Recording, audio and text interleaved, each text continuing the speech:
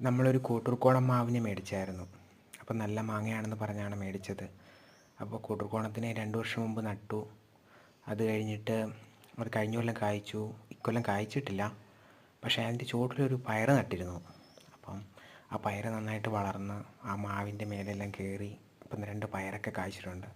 അപ്പോൾ കാണാൻ നല്ല രസമാണ്. അപ്പം നമുക്ക് മാങ്ങ ഇക്കൊല്ലം കിട്ടിയില്ലെങ്കിലും 2 പയർ കിട്ടിയിട്ടുണ്ട്. അതേതായാലും വലിയൊരു സന്തോഷമാണ്.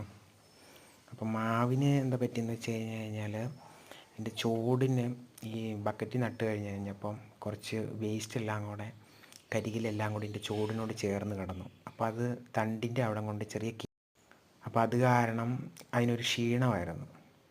അത് മാത്രമല്ല നമ്മൾ അതിൻ്റെ അകത്ത് കുറച്ച് മൾബറി പയറെല്ലാം കൊണ്ട് നട്ടു വെച്ചു. അപ്പോൾ ഇത്തരത്തിൽ മറ്റിടവിളകളൊക്കെ ചെന്നപ്പോൾ മാവിൻ്റെ ഇച്ചിരി ശ്രദ്ധ കുറഞ്ഞു.